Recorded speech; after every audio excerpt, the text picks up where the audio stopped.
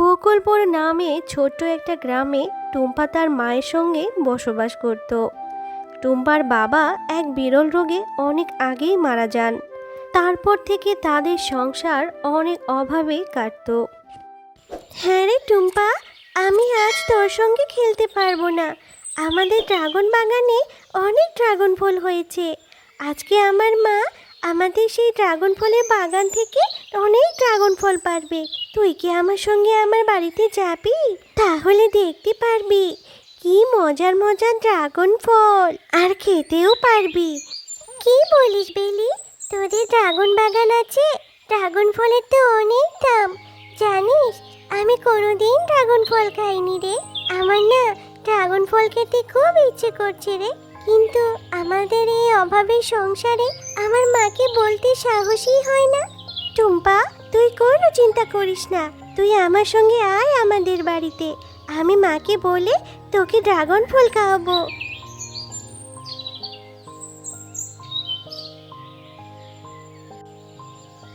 টুম্পা বেলিদের বাড়িতে গিয়ে দেখলো বেলির মা বাঘিনী অনেক ড্রাগন ফল পারছে। এরপর টুম্পা বাঘিনীকে বলল, ও বাঘিনী মা, আমাকে কিছু ড্রাগন ফল দাও না গো। আমি কোনোদিন ড্রাগন ফল খাইনি। ওর থেকে যে ছোট লোকের বাচ্চাগুলো আসে, এই তুই কি জানিস এই ড্রাগন ফলের দাম কত? তোর মাকে বলতে পারিসনি ড্রাগন ফল কিনে খাওয়াতে? আমি তোকে কোনো ড্রাগন ফল দিতে পারবো না। তোর মাকে যেয়ে বল ড্রাগন ফল কিনে খাওয়াতে। আর তোর মাকেই বা কি বলবি? তোর মা তো অন্যের বাড়িতে কাজ করে, দুবেলা দুমুঠো খাবারই তো কিনে খেতে পারিস না, আবার এত দাম দিয়ে ড্রাগন ফল কিনে খাবি? ফকিন্নি ভিক্ষুক কোথাকার, তোদেরকে দেখলেই আমার গা জ্বলে। কোথা থেকে যে আসে এসব আবর্জনা, যা এখান থেকে, আমার চোখের সামনে থেকে দূর হ বলছি। মা, আমি তো টুম্পাকে নিয়ে এসেছি ড্রাগন ফল খাওয়ানোর জন্য। ও কোনোদিন ড্রাগন ফল খায়নি। মা, ওকে একটা ড্রাগন ফল দাও না।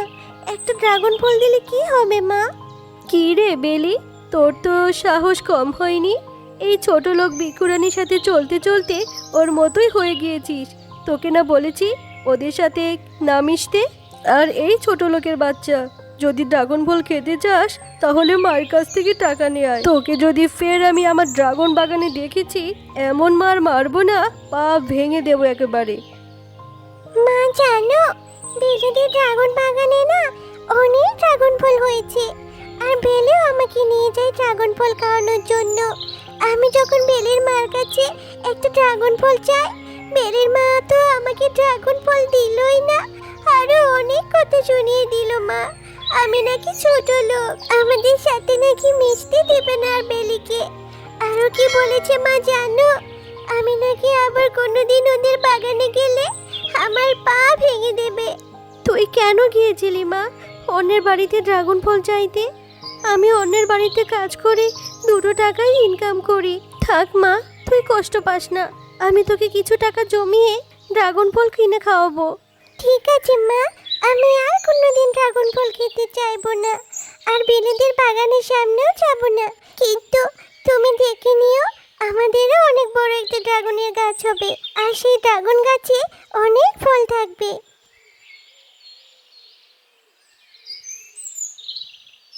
কি রে টুম্পা, তুই আমার মায়ের কথায় কষ্ট পেয়েছিস? তুই কষ্ট পাস না বোন, আমি তোকে ড্রাগন ফল এনে খাওয়াবো। আমার মা যখন বাড়িতে থাকবে না, আমি তোকে ড্রাগন ফল পেড়ে খাওয়াবো রে। তুই আর আমার সাথে রাগ করে থাকিস না রে টুম্পা। তোর সঙ্গে খেলে তো তোর মা তোকে মারবে বলেছে, এই জন্যই তো আমি তোর সঙ্গে খেলতে চাই না। ঠিক আছে, অত কথা বাদ দে। তুই কি আমাকে একটা জিনিস দিতে পারবি রে বেলি? তুই কি তো আমাকে তোদের বাগান থেকে একটা ড্রাগন ফলের চারা এনে দিতে পারবি? ঠিক আছে রে টুম্পা, আমি এনে দিতে পারবো। আর আমার মাও এখন বাড়িতে নেই, আমি এই যাবো আর আসবো। এরপর বেলি তাড়াতাড়ি চলে যায় ড্রাগন গাছের চারা আনার জন্য। তো বন্ধুরা, আজকের গল্পটি তোমাদের কাছে কেমন লেগেছে? যদি গল্পটি ভালো লেগে থাকে তাহলে লাইক, কমেন্ট আর সাবস্ক্রাইব করে আমাদের সাথেই থেকো। আর হ্যাঁ, এমন সুন্দর সুন্দর গল্প দেখতে চাইলে পাশে থাকা বেল আইকন বেলটি অন করতে ভুলো না কিন্তু।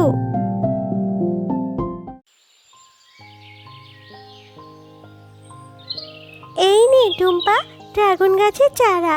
এটা তুই তোর বাড়িতে নিয়ে রোপণ করে দিস। এরপর টুম্পা ড্রাগন ফলের চারাটি নিয়ে বাড়ি চলে যায়। মা মা, দেখো আমি বেলের কাছ থেকে একটা ড্রাগন গাছের চারা নিয়ে এসেছি। এই চারাটি এখন আমি বাড়িতে রোপণ করে দেব। তারপর চারাটিতে অনেক ড্রাগন গাছ হবে মা, তুমি দেখে নিও মা। আরে আমার পাগলি মেয়ে, এই গাছ থেকে তো আর এখনই ড্রাগন ফল হবে না। গাছটি ধীরে ধীরে বড় হবে, অনেক দিন যাবে, তারপর না ড্রাগন ফল দেবে। আগে তুই চারাটি রোপণ কর। এরপর টুম্পা তার বাড়ির পাশে চারাটি রোপণ করে দেয়। তারপর থেকে টুম্পা তার গাছটির অনেক যত্ন এবং পরিচর্যা করতে থাকে। কয়েক মাস পর ড্রাগন গাছটি অনেক বড় হয়ে যায়, আর সেই গাছেও অনেক ড্রাগন ফল ধরে। মা, ও মা, দেখে যাও কি হয়েছে। আমার সেই ড্রাগন গাছটি কত বড় হয়ে গিয়েছে। আমি এখন থেকে মজা করে ড্রাগন খাবো। আমার পাগলি মেয়ে, আচ্ছা খাবি খাবি, চল তার আগে আমরা কয়েকটি ড্রাগন ফল পেরে নেই। আর তখনই ড্রাগন গাছটি কথা বলে ওঠে। টুম্পা, তুমি অনেক ভালো মেয়ে, তোমার জন্যই আমার গাছটি এত বড় হয়েছে আর পরিপুষ্টও হয়েছে। তুমি আমার গাছে অনেক যত্ন করেছো। তুমি এই গাছের ড্রাগন ফল যত ইচ্ছে তত খেতে পারবে। এই গাছের ড্রাগন ফল কখনো শেষ হবে না। ও মা, দেখেছো, এটা একটা জানো ড্রাগন ফল গাছ। এই গাছ আবার কথাও বলছে। আবার নাকি এই গাছে ড্রাগন ফল কখনো পড়াবে না। আরে, এটা আমি কি দেখছি? গাছও দেখা যায় কথা বলছে। যা হয়েছে ভালোই হয়েছে। তাহলে তো এই গাছের ড্রাগন ফল আমরা পেরে খেতেও পারবো, আবার বিক্রিও করতে পারবো। গাছের সাথে কথা বলে টুম্পার মা সেই গাছ থেকে কিছু ড্রাগন ফল পেরে নিয়ে বাজারে বিক্রি করতে যায়।